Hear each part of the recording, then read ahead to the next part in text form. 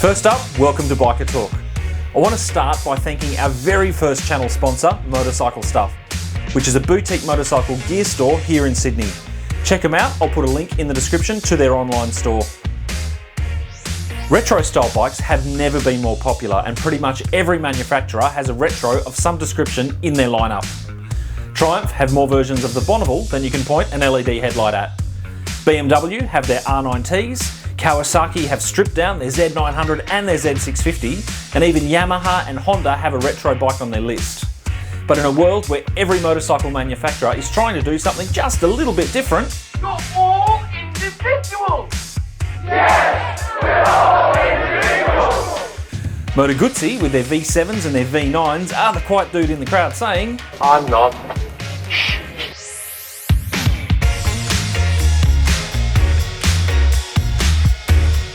For about a month over the Christmas break, I had the absolute pleasure of riding a Moto Guzzi V9 Bobber Centenario. So in this review, I'm going to let you know what I liked, what I didn't like, and hopefully answer the question that simply everyone on YouTube has been asking: is the Moto Guzzi V9 Bobber a good bike for a pie run?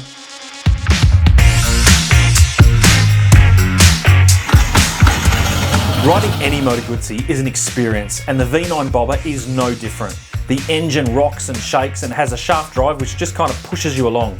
If you haven't ridden one, they are definitely worth a go, and I think after you've done a couple of 100 kilometres in the saddle, you'll really start to enjoy this bike for what it is.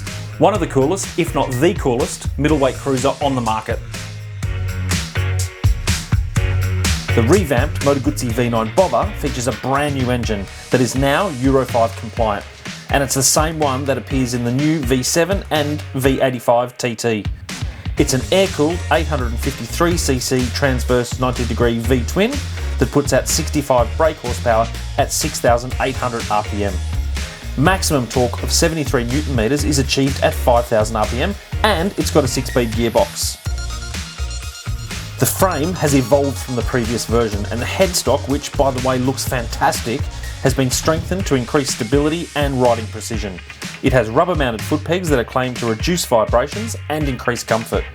It is also important to note that the V9 is shaft drive. The V9 has a 15-litre fuel tank with a claimed consumption of 4.9 litres per 100 k's. The seat height is a low 785mm and it has a dry weight of 194 kilograms or 210 kilograms wet, so not all that heavy, and it really is quite manageable. There are 40mm hydraulic telescopic forks on the front, and the rear has a twin-sided swing arm with dual shocks that are adjustable for preload. The wheels are 16-inch light alloy rims with quite chunky tyres, a 130/90 on the front and a 150/80 on the rear, and it has to be said they handle pretty well. The brakes are a 320mm disc with a Brembo 4-piston caliper on the front and a 260mm disc on the rear with a floating 2-piston caliper.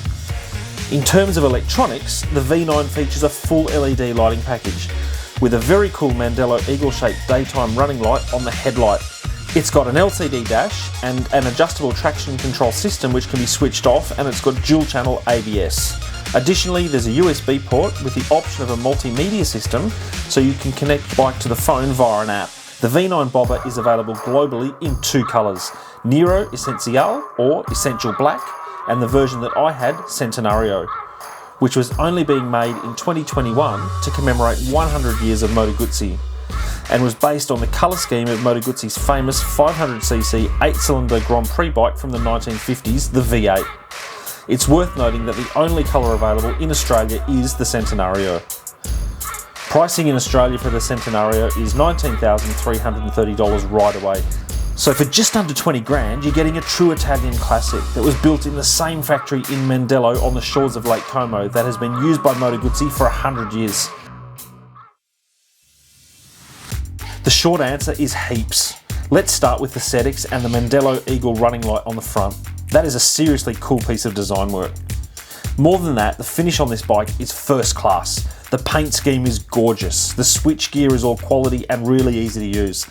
I love the little touches like the Moto Guzzi stitching on the seat and the Mandello Eagle on the engine and the tank. The machined bar risers and headstock are simply stunning, and the guards, the tail light, brake reservoirs and indicators all look like they belong on a bike that's been customised. The clock looks old school but gives you all the information you need, with the exception of possibly a fuel gauge. And I'm pleased to say that the speed is displayed nice and large, so it's very clear and there is no missing what speed you are doing. And the wing tips on the gauge are another really nice design touch.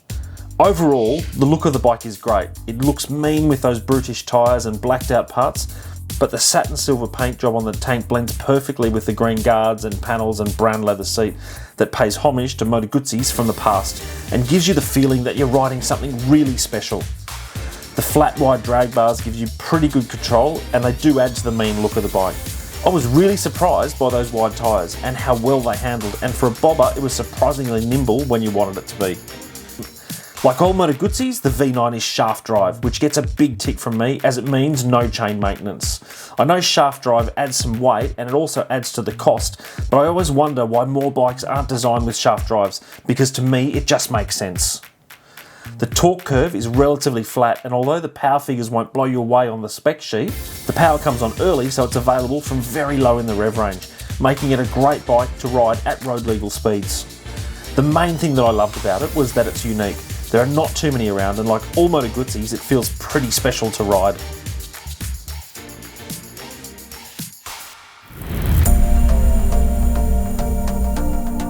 I really love the V9, but let's be honest, like all bikes, it's not perfect. First up, the exhaust was a little on the quiet side.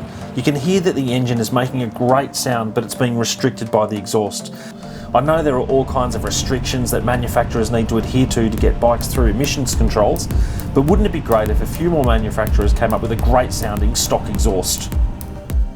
Changing gears didn't really throw up any surprises unless you happened to be looking at the gauge as you shifted, because it took what seemed like an eternity for the gear indicator on the clock to show what gear you were actually in.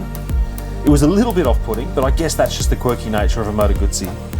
The mirrors were okay, but I couldn't see a great deal except for my shoulders, which did give me a great view of my Belstaff Brooklands jacket, which by the way is a great jacket. Like the V9, it's beautifully designed and a well-crafted bit of kit. Belstaff jackets are a premium item, so they're not cheap, but you get what you pay for. So if you're interested in this jacket or the Helstons gloves I was wearing, then get onto Motorcycle Stuff and check them out. Even though I found the ride position quite comfortable, the mid-mounted pegs did feel that were in the way when I came to a stop. Although, just like some other bikes I've ridden with the same issue, I did get used to it the more I rode. Another thing I did notice is I kept knocking the high beam switch with my glove when I released the clutch. So I'm pretty sure oncoming traffic thought I was warning them of a speed camera up ahead. I did find the suspension a little bit jarring on rougher surfaces, but it was a brand new bike, so I'm sure it would have bedded in after a couple of thousand kilometres. The top of the Royal National Park, where I regularly ride, does have a few ordinary sections of tarmac, so I did get a bit of a jolt through the back when I hit a decent bump, but on a good surface the suspension was okay. I found the seat okay, but I did need a break after about 90 minutes or so of riding. But the one thing I would say is that, like most bobbers, this is not a bike for a pillion. I took my 14-year-old son on the back and it was quite cramped. Even though there is a pillion seat, this is not a bike to be riding two up for any great distance. Fuel range is pretty good, and it does have a low fuel warning light, but for the premium bike that this is, I'd expect it to have a fuel gauge. It's not a massive issue, as I've only ever owned one bike that actually has a fuel gauge. For me, it's normally set the trip meter and fill up after a couple of 100 kilometres or so.